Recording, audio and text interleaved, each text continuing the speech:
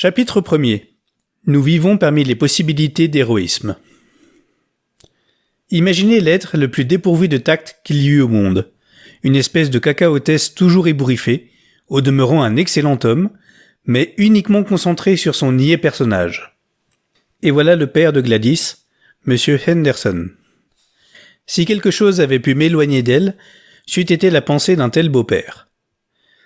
Je ne doute pas qu'en son fort intérieur, il me crut capable de venir au Chestnut 3 fois par semaine pour y jouir de sa compagnie, et spécialement pour l'entendre exposer ses vues sur la question du bimétallisme, où il avait acquis une certaine autorité.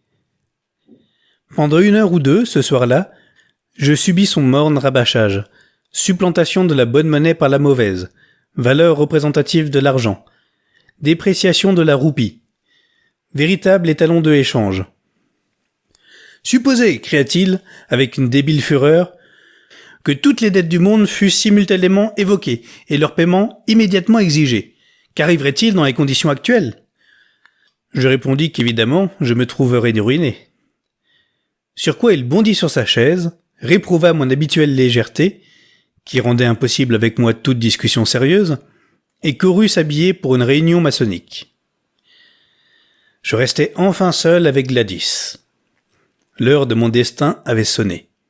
Je m'étais senti toute la soirée dans l'état du soldat, attendant le signal qui doit fixer son incertaine fortune, et traversé alternativement par l'espoir du succès et la crainte du désastre.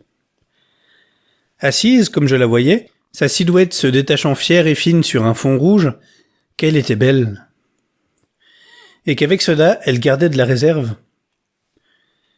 Une très bonne amitié nous liait l'un à l'autre, mais qui ne dépassait pas les termes d'une de ces camaraderies comme il aurait pu en exister, à la Daily Gazette, où j'étais reporter, entre un de mes confrères et moi.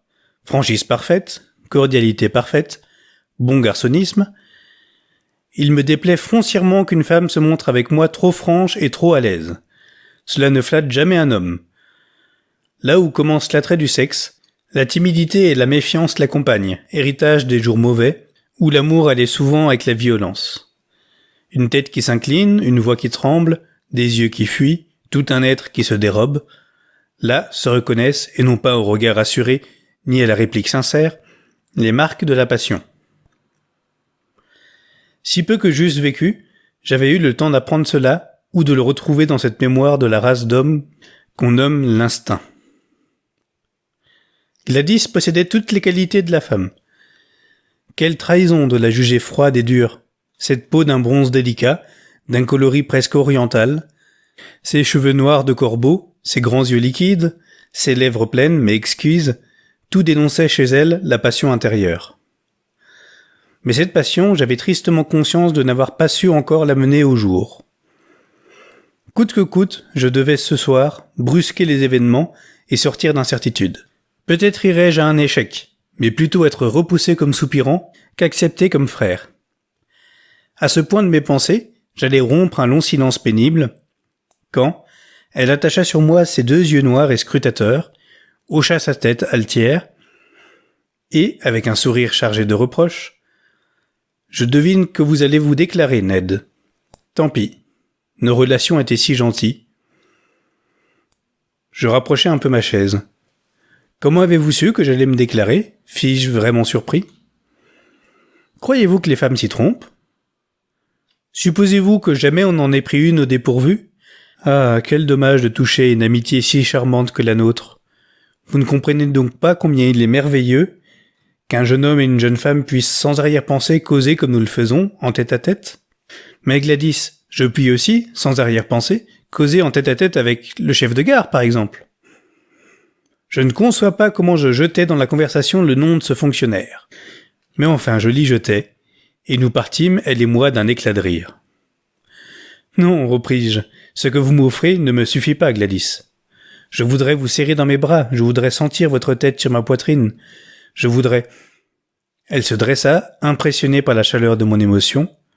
« Vous avez tout gâté, Ned, dit-elle. Et c'est toujours la même histoire, toujours cette même question qui intervient où elle n'a que faire. Tant pis. Ah, comment n'avez-vous plus d'empire sur vous-même ? J'invoquais la nature, l'amour. L'amour, Oui, peut-être, quand on est deux à aimer, cela change bien des choses. Mais je l'ignore. Et pourtant, avec votre beauté, avec votre âme, Gladys, il faut m'aimer.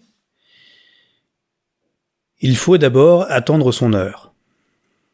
Quelque chose vous déplaît en moi, mon physique ? Elle se pencha un peu, avança une main, me renversa la tête, qu'elle était gracieuse me dévisageant ainsi, de haut, souriante et pensive.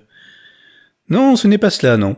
Vous n'êtes pas un fat, et je puis donc vous le dire sans crainte. Mais c'est quelque chose de plus grave. Mon caractère ? Elle fit oui, sévèrement, d'un signe de tête. Mais je puis le rectifier, l'amender. Prenez un siège et causons. Prenez un siège, vous dis-je. Elle me regarda d'un air de méfiance étonné, plus pénible que sa confiance de tout à l'heure. Voyons, d'où vient-il que vous ne m'aimez pas ? De ce que j'en aime un autre. Ce fut mon tour de bondir. Non pas, expliqua-t-elle riant de ma mine, non pas un être en particulier, mais un idéal. L'homme dont je rêve, je ne l'ai pas rencontré encore. Comment le voyez-vous ? Il pourrait vous ressembler sur bien des points. Merci pour cette bonne parole. Mais enfin, que fait-il que je ne fasse pas ? Que peut-il bien être, un membre d'une société de tempérance végétarien ? Aéronaute, théosophe, surhomme ? Il n'y a rien que je ne sois prêt à tenter, Gladys, sur la seule indication de ce qui doit vous plaire. Tant de souplesse la fit rire. Et d'abord, je crois que mon idéal ne parlerait pas ainsi. Je l'imagine plus raide, moins prompte à se plier aux caprices d'une petite sotte. Par-dessus tout, ce serait un homme d'action. Il rechercherait le risque et la prouesse. Il saurait regarder la mort en face. J'aimerais en lui, non pas lui-même, mais sa gloire, pour ce qui rejaillirait sur moi. Pensez à Richard Burton. L'histoire de sa vie, écrite par sa femme, m'aide tellement à comprendre l'amour qu'elle avait pour lui. Et Lady Stanley. Avez-vous jamais lu l'admirable dernier chapitre du livre qu'elle a consacré à son mari ? Voici l'espèce d'homme qu'une femme peut adorer de toute son âme, car elle s'en trouve, aux yeux du monde, non pas diminuée, mais grandie, comme l'inspiratrice de gestes nobles. L'enthousiasme la rendait si belle que je faillis laisser tomber la conversation. Je dus rappeler tout mon sang-froid pour lui répondre « Nous ne pouvons pas tous être des Stanley et des Burton, d'autant que les chances nous manquent. Du moins m'ont-elles toujours manqué. Je ne demanderais, si elles se présentaient, qu'à les saisir. » Au contraire, les chances abondent, et tout près de nous. C'est la caractéristique de l'homme dont je parle qu'il se crée lui-même ses chances. Rien ne l'arrête. Je ne l'ai jamais rencontré, et comme il me semble le connaître. Nous vivons parmi les possibilités d'héroïsme, aux hommes de réaliser les possibilités, aux femmes d'aimer les hommes qui les réalisent. Voyez ce jeune Français qui partit en ballon la semaine dernière. Un vent de tempête n'ébranla pas sa décision, et, balayé pendant 24 heures, il alla tomber à 1500 milles en pleine Russie. Celui-là est de l'espèce des hommes qui m'intéresse. Pensez à la jalousie des autres femmes pour la femme qu'il aimait. Ah, me sentir jalousé à cause d'un homme, voilà mon rêve. Pour l'amour de vous, j'aurais fait volontiers la même chose. Ce n'est pas seulement pour l'amour de moi que vous l'auriez fait, mais parce que vous n'auriez pu vous en défendre, parce qu'un instinct naturel vous l'eût ordonné, parce qu'en vous le héros eût primé l'homme. Quand récemment vous avez eu à raconter dans votre journal cette explosion de Grisou, pourquoi n'êtes-vous pas, au mépris de l'asphyxie, descendu avec les sauveteurs dans la mine ? J'y suis descendu. Vous ne m'en avez pas soufflé mot. Je n'y voyais rien de si méritoire. Un certain intérêt parut s'éveiller dans les yeux de Gladys. Ce fut très brave, dit-elle. Je ne pouvais agir autrement. On ne fait une bonne copie qu'en se documentant par soi-même. La plate raison. Elle me dépoétise presque votre acte. Mais ne parlons pas de raison. Il me suffit que vous soyez descendu dans cette mine. J'en suis heureuse.